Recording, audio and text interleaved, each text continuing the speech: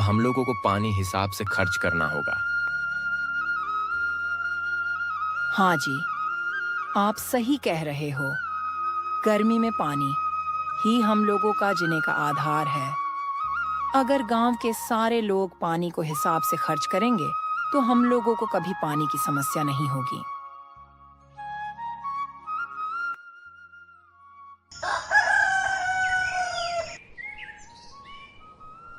अगली सुबह। सुषमा, मैं खेत में काम करने जा रहा हूँ। ठीक है जी, आप जाओ, मैं खाना बना रही हूँ।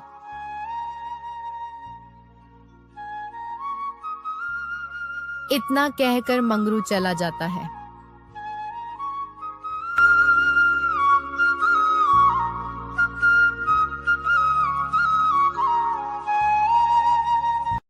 अरे भाई महेंद्र, खेत में काम तो खत्म ही नहीं हो रहा है और ये धूप देख रहे हो, लगता है सर पे चढ़ा आ रहा है। भाई, इतनी गर्मी में कैसे काम होगा?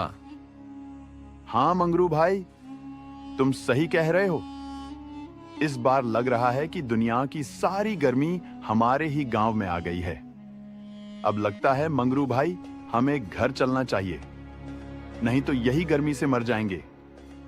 चलो, अब हमें हमारी पत्नी ही बताएगी कि आगे क्या करना है। ठीक है भाई, चलो। महेंद्र और भोला को बहुत गर्मी लग रहा था। फिर वो दोनों घर जाने का फैसला करते हैं। अरे आप बहुत जल्दी खेत से आ गए जी, क्या हुआ? हाँ सुषमा, खेत में काम भी अच्छा से नहीं हुआ है क्योंकि इतनी गर्मी है कि चक्कर जैसा मन हो जा रहा है। ऐसे में कोई किसान कैसे काम करेगा? ऐसा गर्मी मैंने आज तक नहीं देखा है। हाँ जी, आप सही बोल रहे हो, गर्मी बहुत बढ़ गई है। लेकिन क्या करिएगा, जो काम है वो तो करना ही पड़ेगा ना।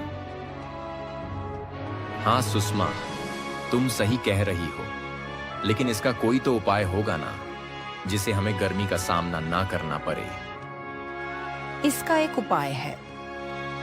क्यों ना आप सुबह सुबह खेत में काम कर लेते हैं और जब दोपहर हो जाएगा तब घर आकर आराम कर लीजिएगा। ऐसे आपको गर्मी भी नहीं लगेगी और काम भी निकल जाएगा, क्योंकि सुबह का मौसम ठंडा होता है। अरे वाह सुषमा, तुम तो बहुत अच्छी बात कही। अगर ऐसा करूंगा तो सही में मुझे गर्मी का तो एहसास ही नहीं होगा। अब से मैं सिर्फ सुबह सुबह ही खेत में काम करूंगा। मंगरू की पत्नी ने गर्मी से बचने का बहुत बढ़िया उपाय बताई।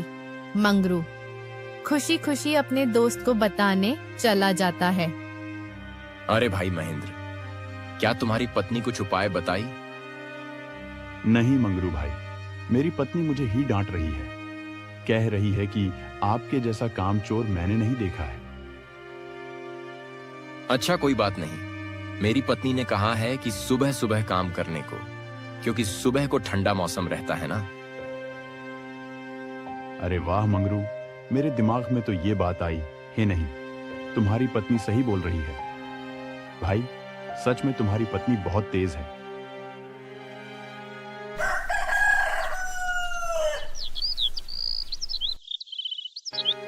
सुबह सुबह दोनों दोस्त अपने खेतों में काम करने के लिए निकल पड़ते हैं। जैसे ही खेतों में पहुंचते हैं, देखते हैं कि अरे यह क्या मंगरू, हमारे खेत कैसे सूख गए? अरे भाई, अब खेती कैसे होगी? मुझे लगता है इतनी गर्मी गिर रही है, इसके कारण ये खेत सूख गए। हाँ महेंद्र, खेत तो बिल्कुल पत्थर हो गया है। ऐसे काम कैसे चलेगा? और तो और पानी की भी कितनी समस्या है ना। हम लोग पानी कहां से लाएंगे? भाई, अब इसका समाधान कौन करेगा? कौन हमें पानी देगा? खेत पूरी तरह से पत्थर हो चुकी थी। गर्मी दिन प्रतिदिन बढ़ ही रहा था। अब इनके आगे एक पानी की समस्या आ चुकी थी। अरे सुषमा, ये क्या हो रहा है? एक पर एक समस्या आते ही जा रहा है। अब क्या समस्या आ गई जी, क्या हो गया? सुषमा, अब हमारी जो खेत थी वो बिल्कुल पत्थर की तरह सूख गई है। बिना पानी के तो बीज अंकुरित होगी ही नहीं। अब क्या करे सुषमा? गर्मी कब खत्म होगी रामू? पहाड़पन दिन पर दिन और बढ़ ही रहा है। किसान को पानी की बहुत दिक्कत आ रही है। भगवान भी इन गरीबों के साथ खेलवाड़ कर रहे हैं। एक वो हरीलाल है जिसके घर के बिल्कुल बगल में ही एक घबरा है जिसमें पानी भरपूर है। उसके किस्मत में पानी का सुख लिखा है।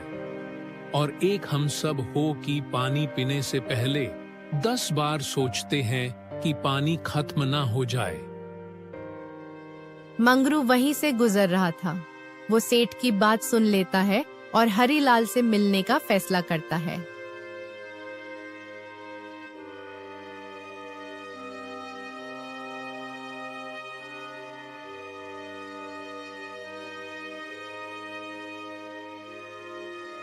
सेठ जी, आप तो जानते ही हो कि गर्मी के कारण पानी की कितनी दिक्कत हो रही है। और तो और खेत भी सूख जा रहा है।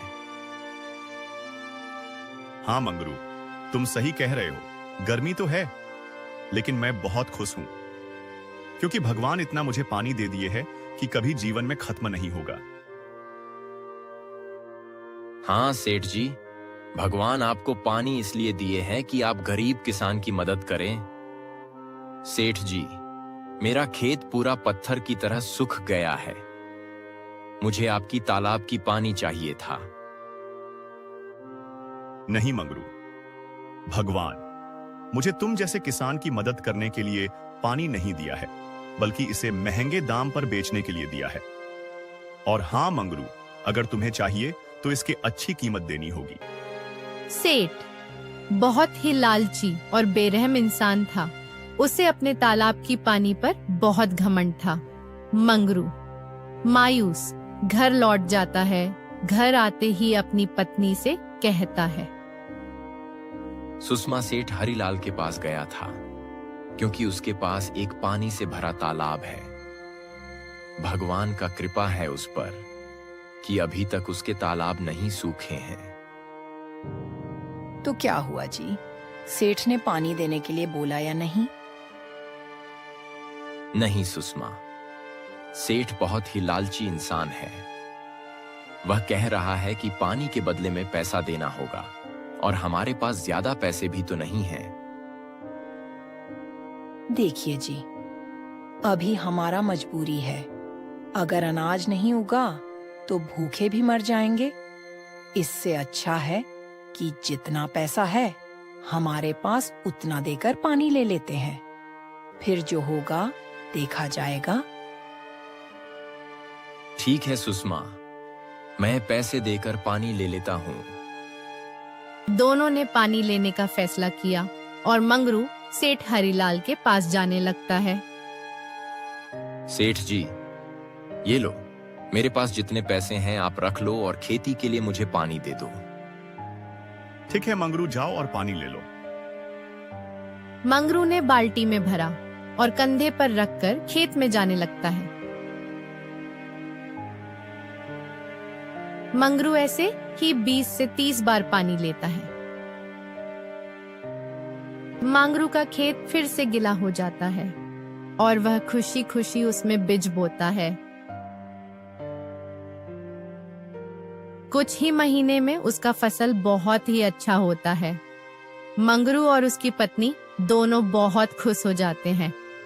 अरे सुषमा, हमारी फसल इतनी अच्छी हुई है कि तुम देखकर चौंक जाओगी।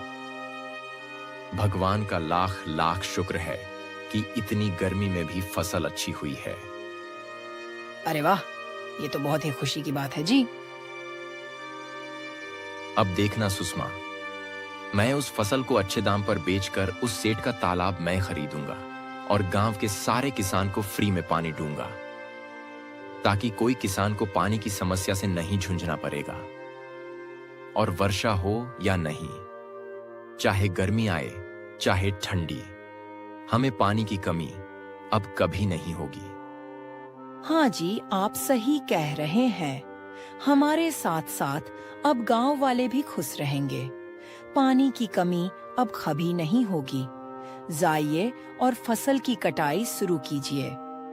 उसके बाद मंगरू खेत में जाता है और सारा फसल काट देता है। कुछ ही देर में गांव में शोर हो जाता है कि मंगरू की फसल गांव में सबसे अच्छी हुई है।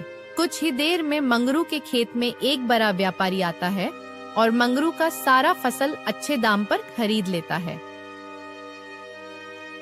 मंगरू पैसे लेकर खुशी खुशी सेठ के यहाँ जाता है और सेठ को पैसे देकर उसका तालाब खरीद लेता है और गांव में जाकर शोर कर देता है। गांव वालों, अब आपको पानी की समस्या कभी नहीं होगी। अब आप इस तालाब से पानी लेकर अपने अपने खेत में सिंचाई कर सकते हैं। वाह मंगरू, तुमने यह साबित कर दिया कि किसान हमेशा नेक दिल और दयालु होता है। तुमने गांव वालों की इतनी बड़ी समस्या का समाधान निकाल दिया।